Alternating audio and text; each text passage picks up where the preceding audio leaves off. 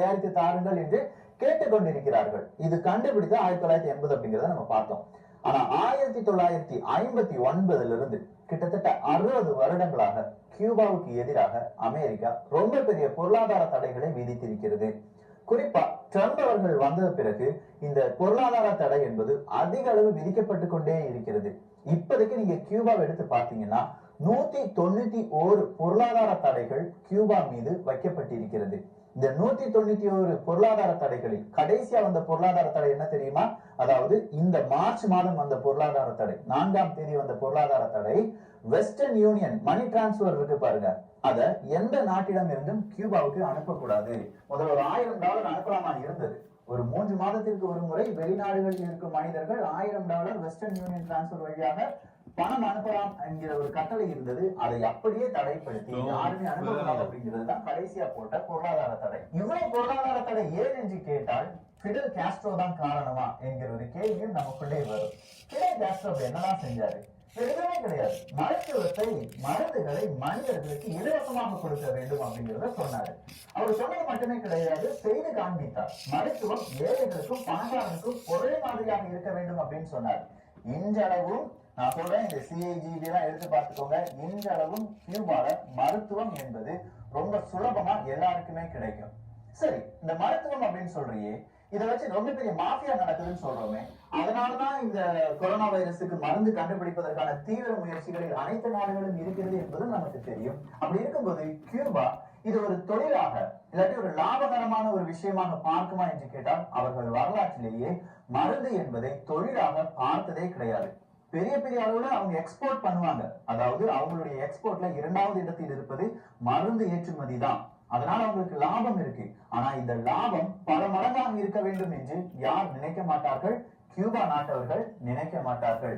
இது நான் சொன்ன கருத்து கிடையாது. நோபல் பரிசு வாங்கின, மருத்துவத்துக்கு நோபல் பரிசு வாங்கின ரிச்சர்ட் ஜே ராபர்ட்ஸ் அவர்கள் சொல்கிறார்கள், அமெரிக்கா போன்ற வளர்ந்த நாடுகளில் இருக்கும் மருந்து கம்பெனிகள் மருந்தை எதற்காக கண்டுபிடிக்கிறார்கள் என்றால் நோய் குணமாவதற்கு கிடையாது. அந்த நோய் மறுபடியும் ஒரு மனிதனுக்கு வர வேண்டும் என்பதற்காகத்தான் மருந்துகளை கண்டுபிடிக்கிறார்கள். கியூபா நாட்டின் மருத்துவர்கள் இல்லாட்டி கியூபா நாட்டு அமைப்பு மருந்தை ஏன் கண்டுபிடிக்கிறார்கள் என்றால் அந்த வியாதி அன்றுடன் அந்த மனிதனிடம் இருந்து பிரிந்து செல்ல வேண்டும். அதை வைத்து வேறொரு வியாதி வரக்கூடாது என்பதை கண்டுபிடிக்கிறார்கள். இது அவர் சொன்னார். அவர் மட்டும்தான் சொன்னாரா?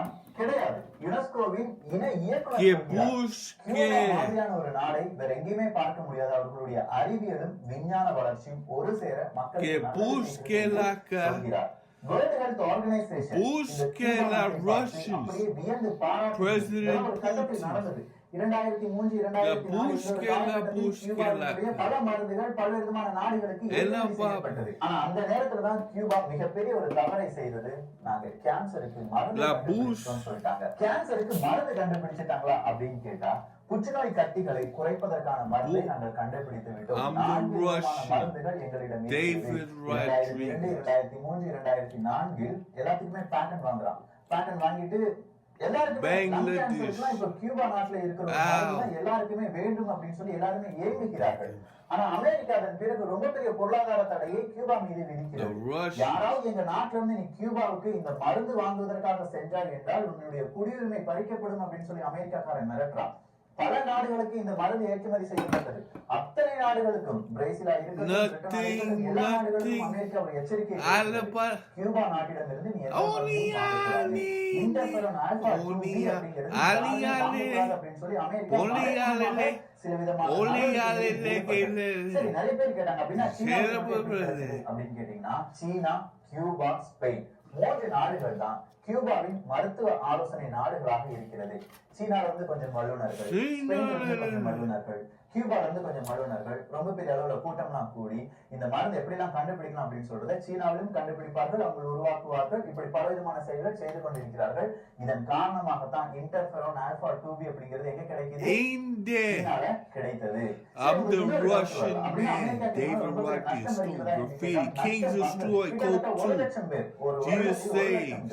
சர்க்கரை வியாதி அப்படின்னு NYC, நம்ம சொல்றோம் பாருங்க, அந்த Graffiti, வியாதிக்காக ட்ரீட்மெண்ட் Asia, கியூபா செஞ்சு கொண்டிருந்தார்கள். இல்லாட்டி கொஞ்சம் அறுவை சிகிச்சை அமெரிக்காவில் செய்து வந்தார்கள். அந்த அறுவை சிகிச்சை தேவையில்லை, கியூபால ஒரு மெடிசின் போட்டா America, அப்படின்னு சொன்ன உடனே சர்க்கரை வியாதி உள்ள நபர்கள் I'm அமெரிக்காவிலிருந்து robbing or I'm கியூபாவுக்கு செல்லக்கூடாது asking. அப்படிங்கிற வேறொரு தடையும் விதிக்கப்பட்டது.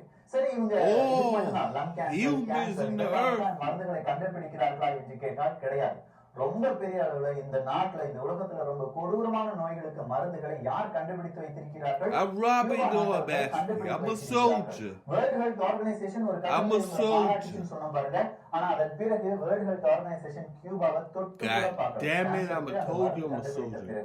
இப்ப இருக்கிற அமெரிக்காவின் அதிபர், அவங்களுடைய அமைச்சர்கள் கியூபாவை எப்படி தெரியுமா அழைக்கிறார்கள்? இவங்க காட்டு மிராண்டிகள், வெனிசுலா மக்கள் மாதிரி கியூபா நாட்டவர்களும் முட்டாள்கள் அப்படின்னு சொல்லி அழைக்கிறார்கள். சோ எந்த அளவுக்கு இந்த வெறுப்பை கியூபா மீது இவர்கள் உமிழ்கிறார்கள் என்கிறதை நம்மால் கண்கூடாக பார்க்க முடிகிறது. 2010 வருடம் கியூபா கண்டுபிடித்த ஒரு கேன்சர் மருந்தை கனடால இருக்கிற YM பயோசைன்ஸ் என்கிற நிறுவனம் சோதித்து பார்க்கிறது. கிளினிக்கல் டெஸ்டுக்கு உட்படுத்துகிறார்கள். அது சக்சஸ் ஆகுது. ஆனா அன்றைக்கு அமெரிக்கா கனடாவை பார்த்து சொல்லுது, நீ அந்த மருந்தை யூஸ் பண்ணக்கூடாது, இன்றோடு என்னுடைய உறவை முடித்துக் கொள்ள வேண்டும் அப்படி நீ உபயோகித்தால் Balali, Kokoshi, Kalali, America, alcohol, beer, going to the bar, play pool. கியூபாவை பத்தி பேசாது. காரணம் மிகப்பெரிய சக்திகள். சோ நமக்கு மேல மிகப்பெரிய சக்திகள் இருக்கா? அவங்க ஃபோர்ஸ்டு வேக்சினேஷன் போட்டுருவாங்களா? அமெரிக்கா கண்டுபிடித்திருக்கிற இந்த வேக்சினேஷன் யாருடையது?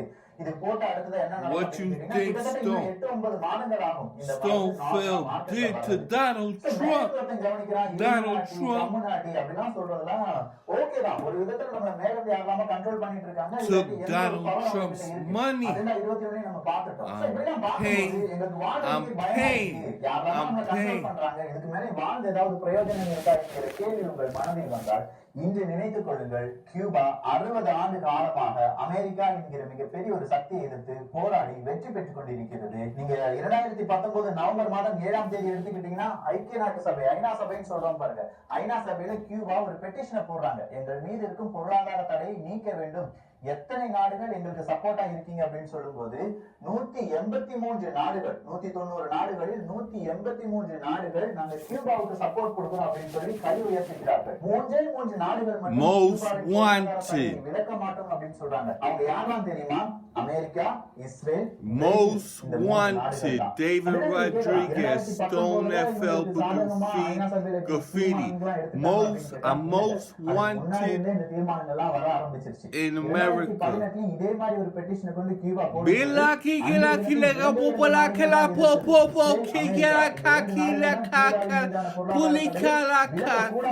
எதிர்த்தார்கள். ஐநா சபை அதைத்தான் இன்றளவும் கேட்டுக்கொண்டிருக்கிறது. இதான் சொல்றோம், ஏதோ ஒரு பவர் இந்த உலகை ஆள நினைக்கிறது. அதற்கு சாதகமாக பல அதிகார வர்க்கங்கள் இருந்து கொண்டுதான் இருக்கிறது. இந்த மக்களை காப்பாற்றுவதற்காக சாதாரண மக்களுக்கும் எல்லா மருத்துவ வசதியும் கிடைக்க வேண்டும் என்று உண்மையான அறிவியல் கியூபாவில் போராடி கொண்டுதான் இருக்கிறது. கியூபாவை பற்றி நாம் பேச வேண்டும். இதை பேச ஆரம்பிக்கும் போது கண்டிப்பா இருநாட்டி தமிழ்நாட்டி எல்லாம் ஓட ஆரம்பிச்சிருவான். தெரிய வருது அப்படிங்கிற அந்த ஒரு பேச்சு அவனுக்கு கிடைச்சாலே போதும், அவனுக்கு ஒரு பயத்தை ஏற்படும். இதை பத்தி யாரும் பேசாம அவன் நம்மளை கண்ட்ரோல் பண்ணிடுவான், இவன் நம்மளை கண்ட்ரோல் பண்ணிடுவான், நம்ம பேசிட்டு எந்த ஒரு பிரயோஜனமும் இல்லை. அதனாலதான் நேற்றைய ஹோம்ஒர்க்ல அவங்களுக்கு இன்டர்ஃபெரான் ஆல்பா 2B பத்தி கொடுத்தேன். நீங்க சர்ச் பண்ணும்போது கூகுள்ல ஏறும்போது அவனுக்கு சின்னதா ஒரு அனாலிட்டிக்ஸ் பொறி தட்டும். இன்னைக்கு நம்ம போடுற இந்த வீடியோ ஒரு 100 பேர், 1,00,000 பேர் பார்க்கும்போது அவனும் கியூபா இன்டர்ஃபெரான் ஆல்பா 2B கேன்சருக்கான மருந்து இப்படி நிறைய சர்ச் பண்ணி பார்ப்பான்.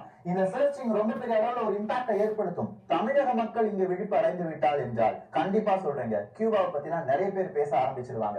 ஏன்னா தமிழக இல்லாத நாடே கிடையாது. இன்னைக்கு பாக்குற இந்த வீடியோ பாக்குற ஒவ்வொரு மனிதனும் செய்ய வேண்டியது கியூபாவின் மருத்துவ